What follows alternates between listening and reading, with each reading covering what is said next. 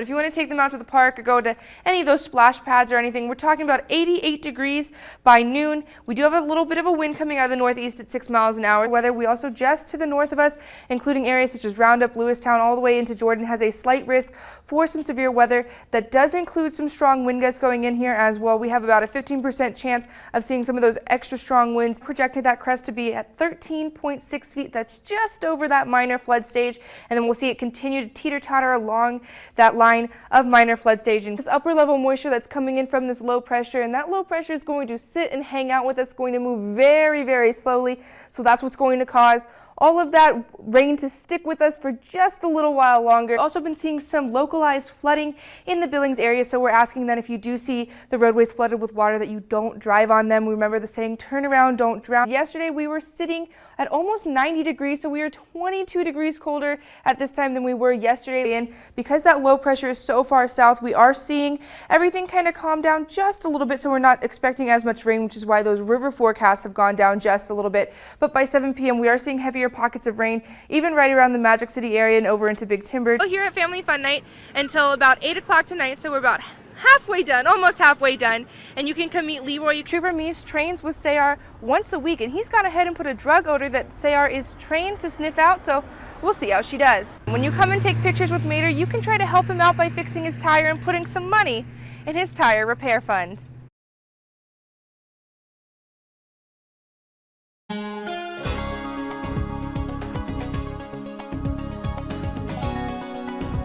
Well, thank you so much for sticking with us. If you haven't gone outside yet today, I would highly recommend it because it is beautiful out there. We have a breeze out there, winds coming out of the northwest at 9 miles an hour, so it's calmed down a little bit as we move throughout the rest of your evening hours. We'll continue to see those winds calm down just a little bit, but we are seeing that temperature sitting at 74 degrees, and you're going to want to enjoy this 74 degrees because as we go over the next couple of days, we are going to see those temperatures be on the rise significantly. And even though we said those winds are sitting at 9 miles an hour, we actually have some wind gusts getting up to 17 miles an hour. If you're over in Livingston, you got wind gusts up to 21 miles an hour, and we are still seeing some stronger winds over in the eastern plains, so wind gusts of 28 miles an hour in Miles City, with those sustained winds sitting at 17 miles an hour.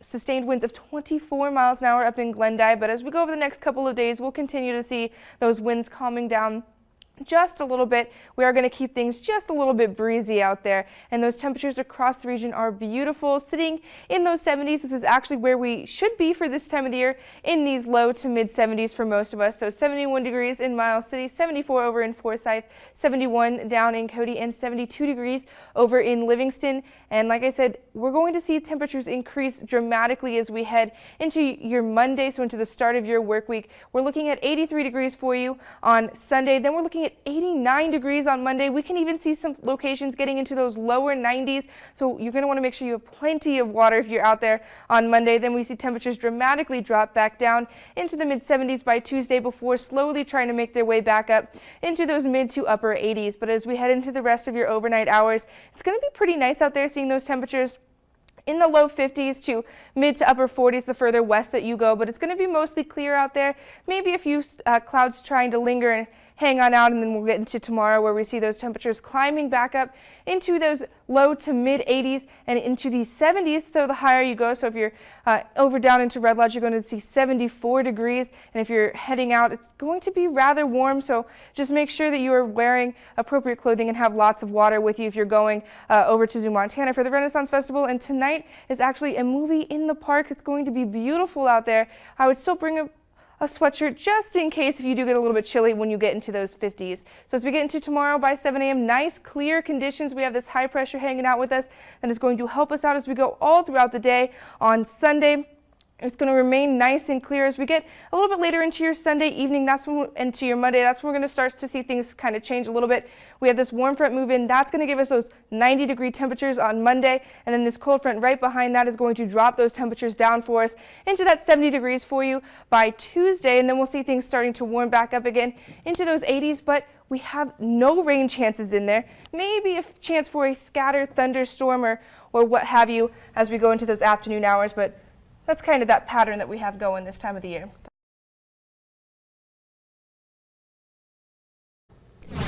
Has your child ever asked if they could have a snake, maybe more specifically a boa constrictor? And anyone?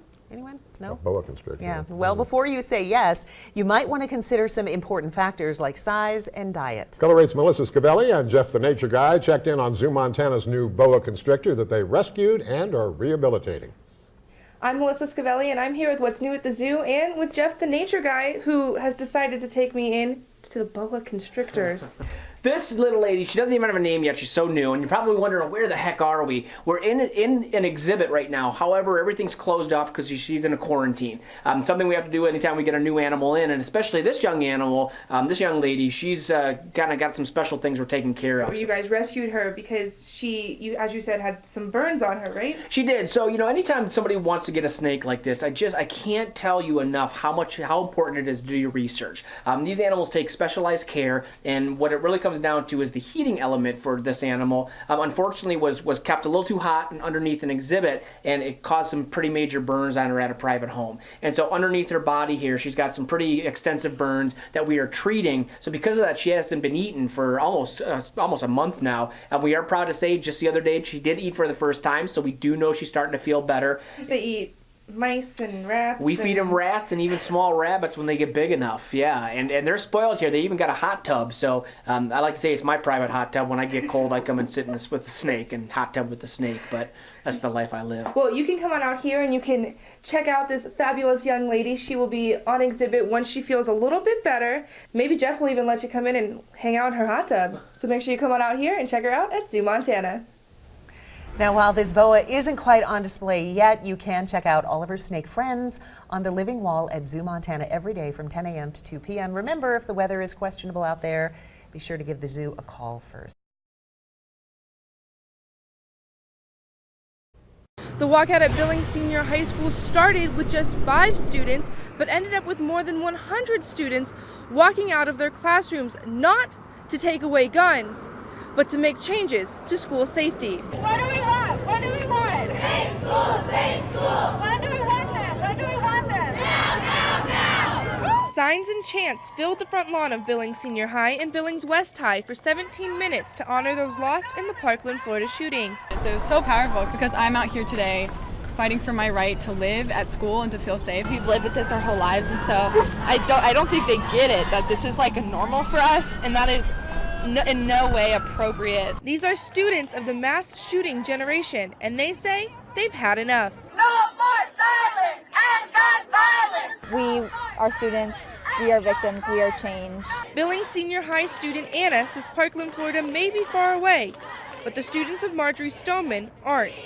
So changes must be made. Next step is just like, we've now made ourselves heard, and now we have to like do the work, like call, write, follow up. Students at both West and Senior High schools hope their administrators hear them and step up to the plate. Now that we are the generation of mass shootings, like, we don't feel safe at school. The students here are asking their peers to write to their legislators and push for safer schools.